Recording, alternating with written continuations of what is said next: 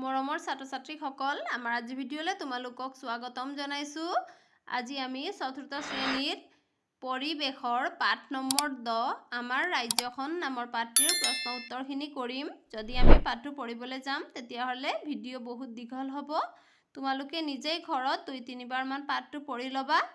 মই এতিয়া প্ৰশ্ন উত্তৰখিনি কৰি দিছোঁ। আৰু যদি কিবা বুজি নোপোৱা তেতিয়াহ'লে কমেণ্ট কৰি সুধিব পাৰা।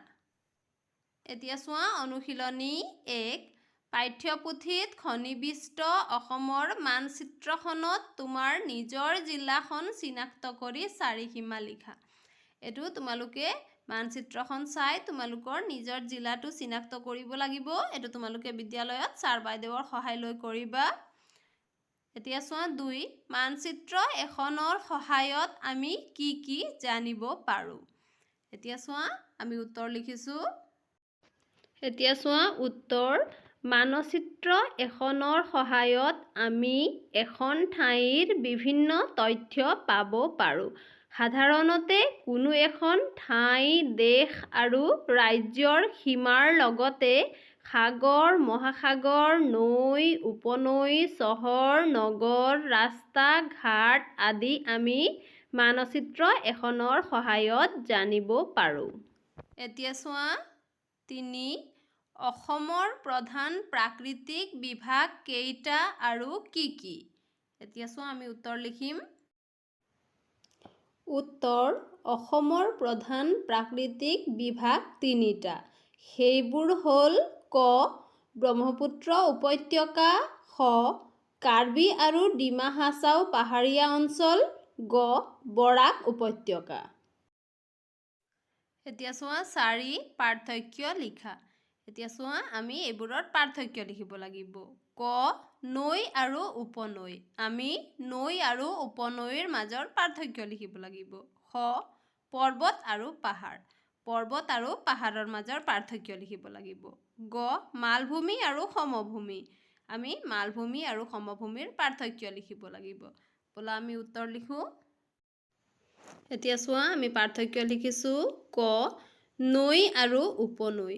কোনো পৰ্বতত বা পাহাৰত উৎপত্তি হৈ নানা ঠাইৰ মাজেদি বৈ কোনো সাগৰ বা হ্ৰদত গৈ পৰা পানীভাগক নৈ বা নদী বোলে। আনহাতে কোনো পৰ্বত পাহাৰ বা হ্ৰদত উৎপত্তি হৈ নানা ঠাইৰ মাজেৰে বৈ কোনো নৈত পৰা পানীভাগক উপনৈ বোলে। খ পৰ্বত আৰু পাহাৰ।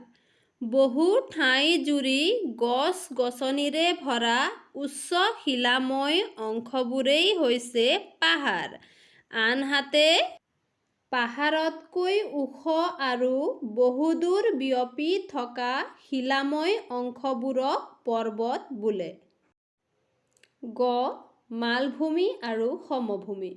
বহু ঠাই জুৰি থকা আৰু উপৰিভাগটো কিছু সমান ভূমিভাগকেই মালভূমি বোলে।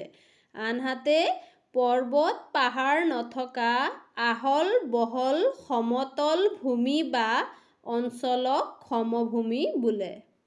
এতিয়া চোৱা 5 শুদ্ধ উত্তৰটোত শুদ্ধ চিন দিয়া। এতিয়া চোৱা আমাক ইয়াত 3টাকৈ উত্তৰ দিয়া আছে। যিটো শুদ্ধ হয় তাত আমি শুদ্ধ চিন দিব লাগিব। ক অসমক প্ৰধানকৈ 2টা 3টা 4টা প্ৰাকৃতিক বিভাগত ভাগ কৰা হৈছে। আমি জানো অসমক 3টা প্ৰাকৃতিক বিভাগত ভাগ কৰা হৈছে, হয়নে? গতিকে আমি ইয়াত শুদ্ধ চিন দিম। খ অসমৰ চাৰিসীমাত 2খন 3খন 4খন বিদেশী ৰাষ্ট্ৰ আছে। আমি জানো অসমৰ চাৰিসীমাত 2খন বিদেশী ৰাষ্ট্ৰ আছে, হয়নে? গতিকে আমি ইয়াত শুদ্ধ চিন দিম। আৰু সেইবোৰ হ'ল ভূটান আৰু বাংলাদেশ, হয়নে? গ মানাহ সোৱণশিৰি ধলেশ্বৰী হ'ল বৰাক নৈৰ উপনৈ। ধলেশ্বৰী হ'ল বৰাক নৈৰ উপনৈ, হয়নে? গতিকে আমি ইয়াত শুদ্ধ চিন দিছোঁ। এতিয়া চোৱা 6 ক অংশৰ লগত খ অংশ মিলোৱা। এতিয়া চোৱা ইয়াত আমাক ক অংশত মানচিত্ৰত ব্যৱহাৰ কৰা সাংকেতিক চিহ্নবোৰ দিয়া হৈছে। আৰু এইফালে কিহৰ সলনি সেই চিহ্নবোৰ ব্যৱহাৰ কৰা হয় সেইবোৰ দিয়া হৈছে হয়নে গতিকে আমি এতিয়া এইবোৰ মিলাব লাগিব এতিয়া চোৱা আমি প্ৰথমতে এই চিহ্নটো দেখিছো হয়নে এই চিহ্নটো কি বুজাবলৈ ব্যৱহাৰ কৰা হয় এই চিহ্নটো আন্তৰ্জাতিক সীমা বুজাবলৈ ব্যৱহাৰ কৰা হয় গতিকে আমি এটো আৰু এটো মিলাব লাগিব এটো চোৱা আমি মিলালো হয়নে তাৰ পিছত এটো চোৱা আমি এই চিহ্ন দেখিছো এই চিহ্নটো